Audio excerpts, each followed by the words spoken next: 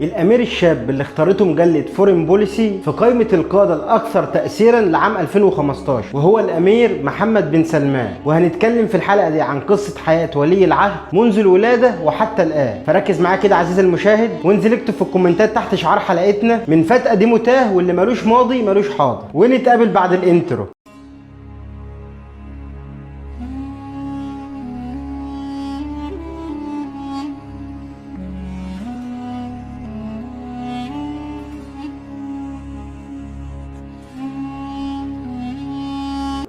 السلام عليكم ورحمة الله وبركاته. تبتدي قصتنا في 31 أغسطس سنة 1985 مع ميلاد الطفل محمد بن سلمان، وتحديدا في مدينة الرياض عاصمة المملكة العربية السعودية. ووالده هو الأمير سلمان بن عبد العزيز آل سعود، ووالدته هي السيدة فهدة بنت فلاح آل حلثين، وكان ترتيبه في اخواته السادس. وطبعا بما انه أمير ابن أمير فأكيد هيتعلم بره، ولكن مع موقفنا ده ومع الأمير محمد بن سلمان فهقول لك لا عزيزي المشاهد، لأنه تلقى تعليمه من أول الابتدائي لحد الثانويه في مدارس الرياض، وانهى المرحله الثانويه سنه 2003، وكان من ضمن العشره الاوائل على المملكه كلها، فكان باين عليه النبوغ من وهو صغير. وخلص الثانويه عام عزيزي المشاهد، واكيد بقى هيطلع يكمل تعليمه بره. هقول لك برضه لا عزيزي المشاهد، لانه دخل جامعه الملك سعود ودرس فيها القانون، والكلام ده مع نهايه سنه 2003، واتخرج منها في 2007، واتخرج بدرجه امتياز، وكان ترتيبه الثاني على الدفعه. فكانوا لابد من استغلال النبوغ بتاعه ده جوه المملكه. وبالفعل مجرد ما اتخرج اتعين مستشار متفرغ في هيئة الخبراء بمجلس الوزراء السعودي، والكلام ده كان في 10 ابريل سنة 2007. وبعدين عين مستشار خاص لوالده الامير سلمان، واللي كان في الوقت ده امير منطقة الرياض، والكلام ده في 16 ديسمبر سنة 2009. وتحول منصبه في هيئة الخبراء من مستشار متفرغ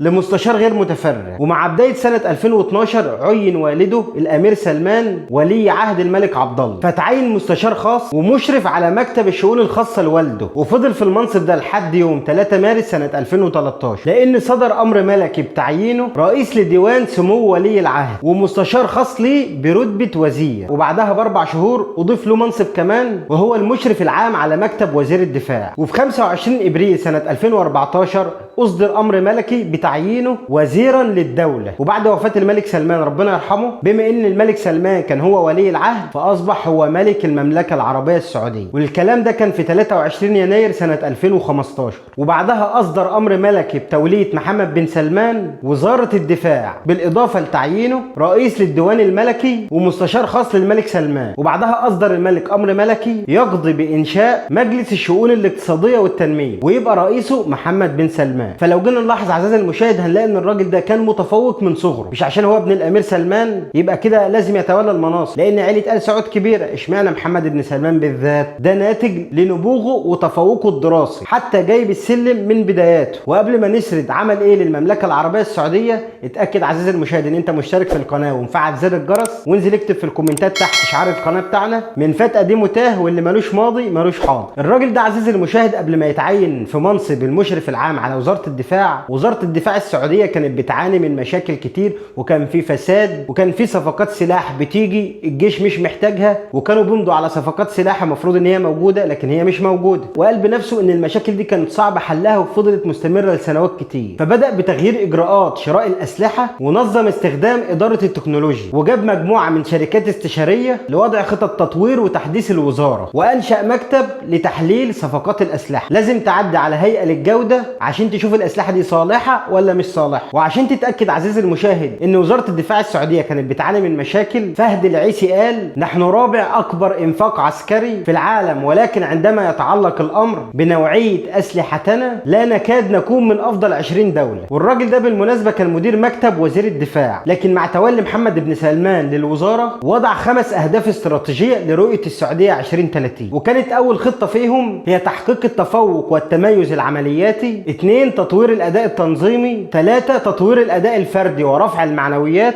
4 تحسين كفاءه الانفاق ودعم توطين الاسلحه العسكريه او تصنيع الاسلحه العسكريه، ورقم 5 والاخيره تحديث المعدات العسكريه. وفي سنه 2018 كشفت تقارير دوليه تفيد بان حجم الانفاق العسكري السعودي اقترب من حاجز 70 مليار دولار لسنه 2017، عشان تصبح السعوديه ثالث دوله في العالم بعد الولايات المتحده والصين في الانفاق العسكري، متفوقه على الدب الروسي. وفي نفس السنه اللي طلع طلع فيها البيان ده زار محمد بن سلمان مدينة سيتال عشان توقع الشركة السعودية للصناعات العسكرية مجموعة من الاتفاقات مع كذا شركة للأسلحة زي شركة بوينج للطيران. والصفقات دي عزيزي المشاهد ما كانتش مقتصرة ان هو يشتري سلاح بس، لا ده هو كمان شرط ان الطيارات بتاعته اللي هيشتريها من شركة بوينج ان صيانتها والعمرة بتاعتها تكون داخل المملكة، لان مشكلة الولايات المتحدة في السلاح عزيزي المشاهد انها لما بتديك سلاح بتشترط عليك ان هي اللي تديك امر تستخدمه، ولما يحصل مشكلة في السلاح تبعته لها هي اللي تعالج لك المشكلة. ولكن محمد بن سلمان عمل عكس كده، قال لهم انا هشتري منكم بشرط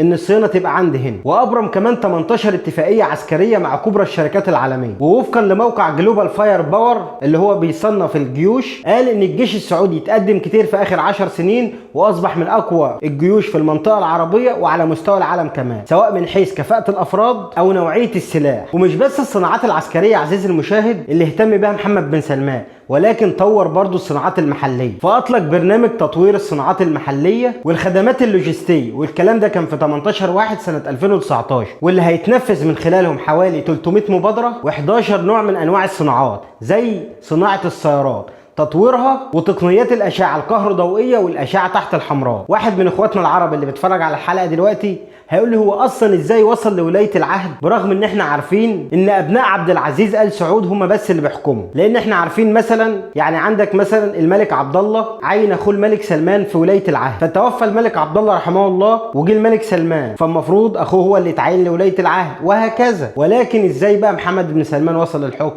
هقول لك عزيزي المشاهد. مع تولي الملك سلمان الحكم اتعين اخوه الامير مكرم بن عبد العزيز في ولايه العهد، ولكن هو اللي طلب الاستقاله، وبالفعل اقيل في 29 ابريل سنه 2015. وتعين الامير محمد بن نايف لان ما عادش فيه اصلا اولاد لعبد العزيز، فبقى محمد بن نايف ولي العهد، واصدر قرار ملكي بتعيين محمد بن سلمان ولي العهد، وتعين بعدها نائب تاني لرئاسة مجلس الوزراء، طبعا مع استمراره في المناصب التانية اللي هو منصب وزير الدفاع ورئيس مجلس الشؤون الاقتصادية والتنمية. وبدأ نشاطه السياسي ينتشر أكتر لما تعين ولي العهد، لأنه بدأ يشارك في عدد من المؤتمرات السياسية وبدأ يسافر لكذا دولة. وفي يوم 21 يونيو سنة 2017 أصدر الملك سلمان أمر ملكي بإعفاء الأمير محمد بن نايف من ولاية العهد، وتعين بعدها على طول محمد بن سلمان ولي العهد السعودي. وأقيمت مراسم البيعة بتاعته في قصر الصفا في مكة المكرمة، وأخذ 31 صوت من أصل 34 بأغلبية كاسحة، يعني حتى ما تعينش عشان خاطر أبوه، ولكن اتعرض على لجنة واللجنة اللي وافقت عليه. وعمل إصلاحات تانية برضه عزيزي المشاهد، وخصوصا في مجال حقوق الإنسان زي حقوق المرأة السعودية ورفع الحظر عنها في قيادة السيارة. وعمل هيئة تانية برضه زي هيئة الترفيه، وأنشأ دور للسينما اللي كانت اتقفلت من 40 سنة. أنت ممكن تشوف عزيزي المشاهد إنشاء هيئة الترفيه والسينمات على حسب توجهاتك، لو أنت متفتح هتشوفها إن هي حاجة كويسة، ولو أنت من الجماعة إياهم هتشوف إن هو بقى متجه للغرب وإنه علماني والكلام اللي أنت بتسمعه ده. فعلى حسب ميولك أنت بتشوف الحاجة. أنا بعرض لك الموقف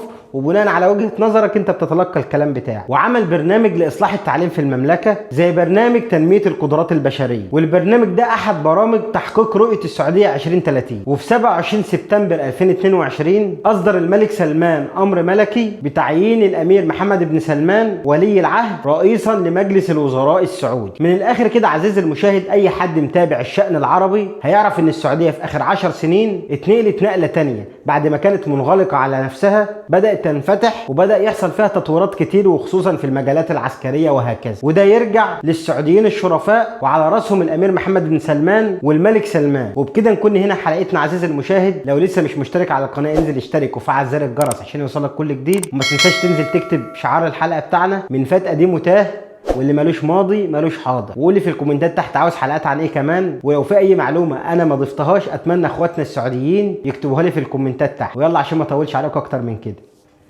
سلام.